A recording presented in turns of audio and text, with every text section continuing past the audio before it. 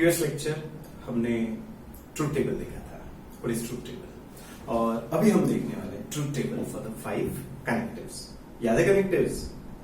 या एंड मैं रिपीट करते रहूंगा पूरे सारे लेक्चर्स में जो बेसिक कंसेप्ट है। सो मेक श्योर कि आप मेरे साथ बोलो, जैसे आप रेगुलर क्लास में लेक्चर के साथ रिपीट करते, that's a very good habit. बोलायचं, मी जसं बोलेन त्याच्यासोबत त्याची उत्तरं वगैरे द्यायची. एनीवे, रिमेंबर 5 कनेक्टिव्स बताए थे: negation, conjunction, disjunction, conditional and biconditional. So we are going to see the truth table for the connectives. अब वो समझने के लिए हमने क्या किया? What we have done is we have taken 2 statement. Now, conjunction और disjunction समझने के लिए मैंने ये 2 simple sentences तैयार किए, और कंडीशनल और बाइकंडीशनल को इससे थोड़ा समझना डिफिकल्ट हो जाता है, तो उसके लिए ये मैंने 2 अलग डिफरेंट सेंटेंसेस बनाए हैं. Anyway, previous to previous lecture में हमने वर्बल से सिंबॉलिक फॉर्म देखा था, तो अब ये सिंबॉलिक फॉर्म है. अब इसे हम वर्बल फॉर्म लिखेंगे. नेगेशन पी क्या है? I will sing. तो नेगेशन पी क्या होगा? I will. याद है नेगेशन के लिए मैंने कितने वर्ड्स दिए थे? Not, it is not true that, it is false that. तो हम प्रेफर करते हैं नॉट लिखना. I will not sing. Conjunction, conjunction के लिए हमने कौन से वर्ड देखे थे? एंड, बट, दो, और एक स्टेटमेंट था उसमें इवन दो भी था. तो यहां पर हम एंड लिखेंगे. पी है आई विल सिंग, क्यू है आई विल डांस. तो पी कंजंक्शन क्यू हो गया I will sing and dance. और डिसजंक्शन के लिए 2 ही थे, और आइदर और. तो यहां पर हम और यूज करेंगे, तो ये बनेगा आई विल सिंग, गेस किया होगा तुम लोगों ने, होप सो, और डांस. इसको हम सबसे लास्ट में ये कॉलम कंप्लीट करेंगे. तो हम चलो चेक करते हैं कंजंक्शन के लिए ट्रुथ वैल्यूज कैसे होती है.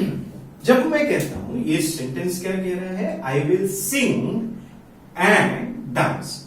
इसका मतलब है मैं दोनों प्रॉमिस कर रहा हूं, मैं गाऊंगा भी और नाचूंगा भी. ओके, अब यहां पे ध्यान दो. पी स्टेटमेंट क्या है? I will sing. तो ट्रू का मतलब है वो मैंने किया है, मैंने गाना गाया. क्यू था आई विल डांस, तो यहां पे ट्रू लिखा है, टी लिखा है, मीन्स इस केस में मैंने गाना भी गाया है और डांस भी किया है. इस केस में क्या मतलब हुआ? मैंने गाना गाया है लेकिन डांस नहीं किया है. इस केस का मतलब क्या हुआ? मैंने गाना नहीं गाया है लेकिन डांस किया है. और इस केस का मतलब हुआ ना मैंने गाना गाया है ना डांस किया है. तो अब देखते हैं इसका मतलब क्या हुआ? मैंने गाना भी गाया है और डांस भी किया है. तो कंजंक्शन में मैंने वही कहा ना, I will sing and dance, मैं दोनों करूंगा. तो क्या मैंने दोनों चीजें की है? हाँ, तो मैं सच्चा हूं, मैंने सच कहा था भाई, मैं दोनों करूंगा. अच्छा, अब यहां पर क्या मैंने दोनों चीजें की है? गाना भी गाया है, डांस नहीं किया. तो अगर ये स्टेटमेंट उसके हिसाब से फिर मैंने झूठ कहा ना, मैं झूठा, क्योंकि मैंने प्रॉमिस किया था मैं गाना भी गाऊंगा और नाचूंगा. यहां पे मैं नाच रहा हूं लेकिन क्या गाना गा नहीं, यानी इस केस में मैं झूठा. और इस केस में झूठा कहेगा. मैंने दोनों करने के लिए कहा था ना, मैं दोनों चीजें करूंगा. ठीक है, इतना अभी फिलहाल समझना है. By the end of the lecture इसको कैसे याद करने उसका मैं ट्रिक दूंगा. डिसजंक्शन. अब डिसजंक्शन समझाने के लिए थोड़ा हम मेरी फेवरेट मूवी की तरफ वापस चलते हैं, सीता और गीता. एनीवे, फिर से वही एग्जांपल लेते हैं. समझो मैं 22 साल का नौजवान हूं, 20-22 साल का, और मेरे पापा मुझे 2 फोटो देता है. एक लड़की का नाम है सीता, दूसरी का नाम है गीता. और पापा पूछते हैं बेटा तेरी शादी का टाइम हो गया है, पसंद कर ले. और गलती से मैं पापा को जवाब देता हूं, पापा इट्स सीता और गीता इट्स फाइन. तो मैं अपनी शादी के लिए लिए मेरे पापा को कितने ऑप्शंस दे रहा हूं, चॉइसेस दे रहा हूं? आपका जवाब क्या होगा? 2। लेकिन मैथमेटिकली वो गलत है, क्योंकि मैथमेटिकली और का मतलब होता है at least 1। Let me repeat, mathematically और का मतलब होता है एटलीस्ट 1। यानी जब मैं कहता हूं सीता और गीता, तो मैं पापा को यह बता रहा हूं मैं कम से कम एक से शादी करूंगा। यानी शायद आपको पता चला होगा कि मैं अपनी शादी के लिए पापा को कितने चॉइसेस दे रहा हूं। या तो मैं सीता से शादी करूंगा, या गीता से, या दोनों से। एग्जैक्टली सही गेस किया, क्योंकि और का मतलब होता है एटलीस्ट 1। एटलीस्ट 1 यानी एक या उससे ज्यादा, सीता, गीता या दोनों। तो उसी तरह से बच्चों, जब और यानी कम से कम एक फुलफिल होना चाहिए, यानी एक या एक से ज्यादा। अब देखो कितना आसान हो गया ऐसे समझना। यहां पे कितने फुलफिल हो रहे हैं? दोनों प्रोमिसेस, तो ये ट्रू है। एक या उससे ज्यादा फुलफिल हो रहा है क्या? हाँ हो रहा है, तो ये भी ट्रू है। एक या उससे ज्यादा फुलफिल हो रहा है क्या? हाँ हो रहा है, तो ये भी ट्रू है। एक या उससे ज्यादा फुलफिल हो रहा है क्या? नहीं, यानी यहां पर मैं झूठा, क्योंकि मैंने कहा था कम से कम एक तो करूंगा भाई, या तो नाचूंगा, या तो गाऊंगा, या दोनों करूंगा। तो यहां पे मैं कुछ भी नहीं कर रहा, यानी मैं झूठा। इसको भी थोड़ा सा गलत डे टू डे लाइफ में जो कहते हैं, और मैथमेटिक्स में थोड़ा अलग होता है। ये इसे समझने के लिए हम ये 2 सेंटेंसेस का इस्तेमाल करेंगे। कंडीशनल के लिए मैंने कितने वर्ड्स दिए थे आपको? 4। If then, necessary, sufficient, hence या इंप्लाइज भी चलेगा। तो जनरली हम प्रेफर करते हैं इफ देन इस्तेमाल करें। तो पहले हम लिखेंगे इफ, फिर ये पहला वाला स्टेटमेंट यू विल पास, फिर हम लिखते हैं देन, और फिर दूसरा वाला statement I will give you a bike. I will give you a bike. Okay, generally day to day life में हम इसे ऐसे समझते हैं, यानी आपके पापा ने ये प्रॉमिस किया है अगर आप पास हो जाओगे तो आपको बाइक मिलेगा, करेक्ट? तो पहले हम उसके हिसाब से देखते हैं। अगर आप पास होंगे तो आपको बाइक मिला। आप पास हो गए? हाँ। आपको पापा ने बाइक दिया? हाँ। यानी आप सच्चे या झूठे? सॉरी, पापा सच्चे या झूठे? सच्चे। आप पास हो गए? हाँ। पापा ने बाइक दिया? नहीं। पापा आप झूठे हो, आपने कहा था पास होऊंगा तो बाइक दूंगा, आपने नहीं दी। पापा झूठे। ये थोड़ा इंटरेस्टिंग है। आप पास हो गए? नहीं। पापा ने बाइक दी? हाँ। अब बताओ पापा सच्चे या झूठे? बाइक मिल रही है इसलिए पापा को सच्चा मत कहना, ठीक है? हम डे टू डे लाइफ में ऐसा सोचते हैं कि अब समझो मैं वो बेटा हूं और मेरे पापा ने मुझे प्रॉमिस किया अगर पास हो जाओगे तो मैं तुम्हें बाइक दूंगा, और समझो मैं फेल हो गया तो पता है मैं पापा को कहूंगा पापा बाइक। फिर पापा कहेंगे क्यों बाइक चाहिए तुझे, पास हो गया?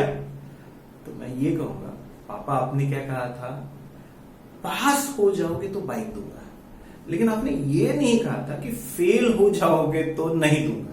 पापा ने ये कहा था क्या? नहीं, पापा ने सिर्फ कंडीशन क्या रखी थी, पास हो जाने की। तो पास होने पर पापा को बाइक देना जरूरी है, लेकिन फेल भी हो जाओ तो भी पापा बाइक दे सकते हैं।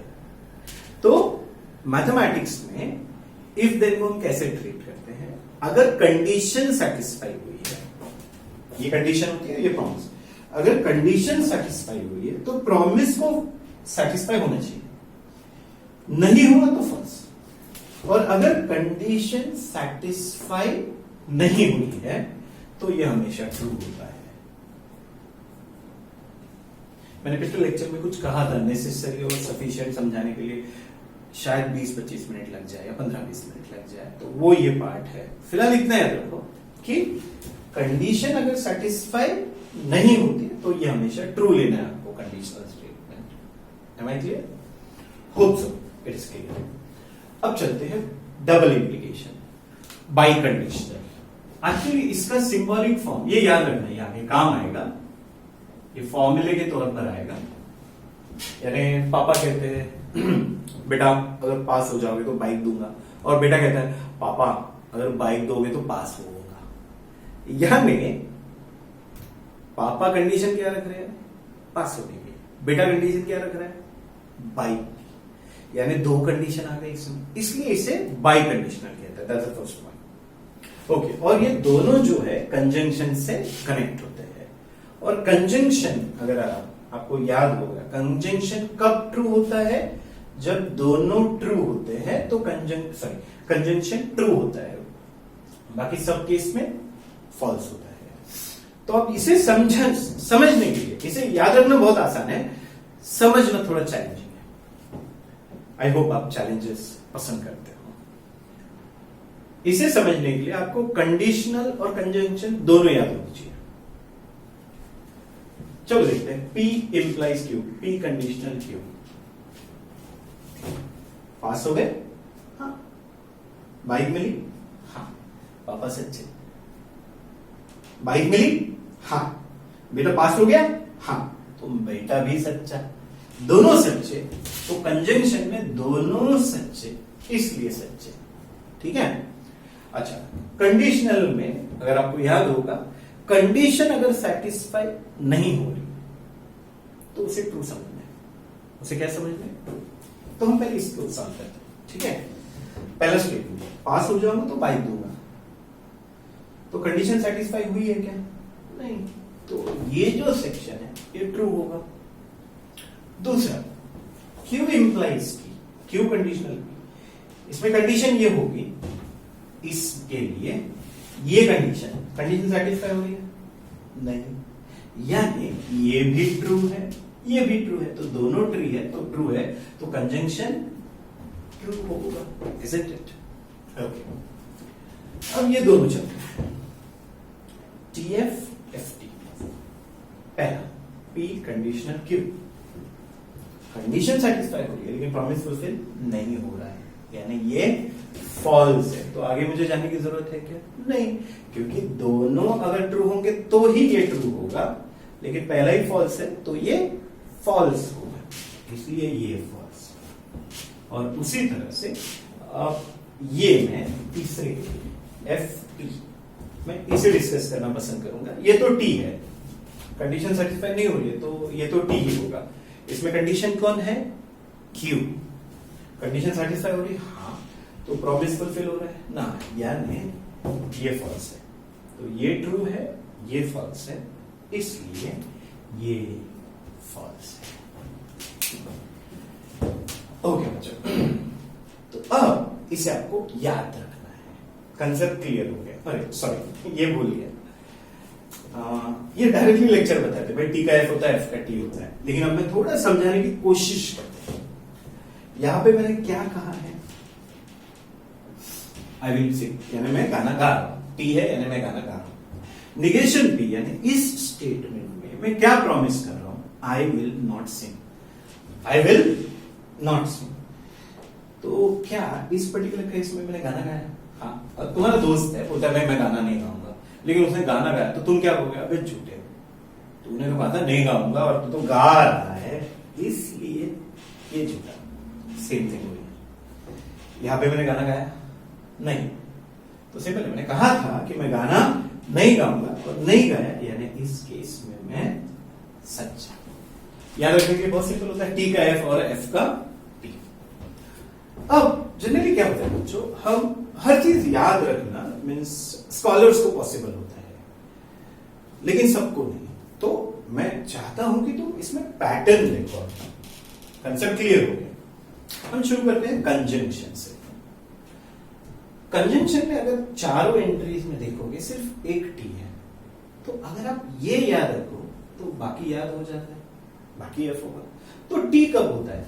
जब दोनों टी है तो कंजंक्शन टी होता है, इसलिए हम कहते हैं कंजंक्शन में टी होता है, कंजंक्शन में टी होता है। रिपीट करें तो माझ्या बरोबर। अब डिजंक्शन का पैटर्न देखो, एक ही एफ है तो इसे याद रखेंगे।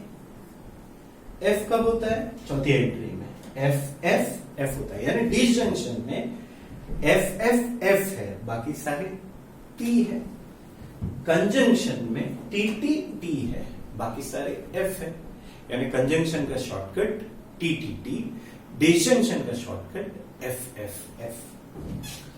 उसी तरह से कंडीशनल में देखो, एक ही एंट्री एफ है, टी एफ, तो कंडीशनल का शॉर्टकट टी एफ।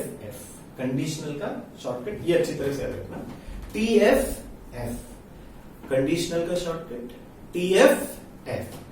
कंजंक्शन का शॉर्टकट टी। डिजंक्शन का शॉर्टकट एफ।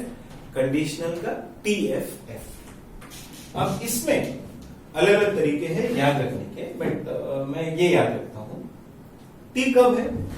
जब दोनों टी है। टी कब है? जब दोनों एफ है।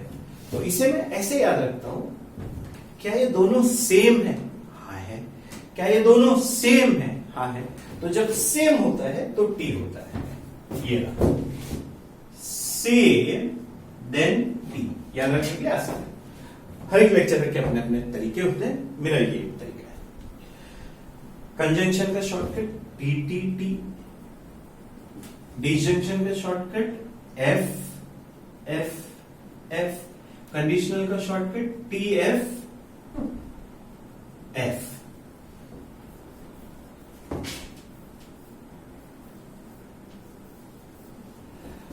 और इसे याद रखने की जरूरत नहीं है। अब से मैं क्या करूंगा, जब मैं कोई कंसेप्ट समझाता हूं उसके बाद एक छोटा सा वीडियो अपलोड करूंगा जो होगा रिवीजन।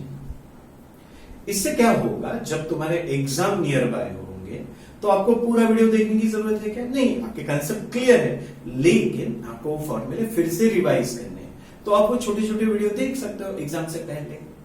तो इसको रिवाइज हम नेक्स्ट वीडियो में करेंगे। Now you please copy. और हाँ, आपके कमेंट्स नहीं आ रहे, आपको समझ में आ रहा है नहीं आ रहा है, वीडियोस देखे जा रहे हैं, मुझे दिखाई दे रहा है यूट्यूब पर, तो exactly I would like to know आपको समझ में आ रहा है। बिकॉज अगर आप लिखोगे आपको समझ में आ रहा है, देन डेफिनेटली मेरी भी इच्छा होगी कि मैं थोड़े ज्यादा वीडियोस अपलोड करूं, बिकॉज लॉकडाउन का वक्त चल रहा है। एंड मोर ओवर मैं कोकन बेल्ट में भी पढ़ा चुका हूं, तो वहां पर बहुत ज्यादा प्रॉब्लम है टीचर्स का। तो ऐसे बच्चों को अगर क्वालिटी कोचिंग मिल जाए यूट्यूब पर तो बहुत ज्यादा फायदा होगा। महाराष्ट्र के बहुत सारे इलाके हैं जिसमें अच्छी कोचिंग नहीं मिल पा रही है। सो आई प्रेफर, बच्चों मेरा रिक्वेस्ट है, आप महाराष्ट्र के किसी भी कॉर्नर में हो, आप प्लीज कमेंट कीजिए, सब्सक्राइब कीजिए, so that I'll come to know how many students are watching, and please forward these videos to your friends as well. Thank you. Copy.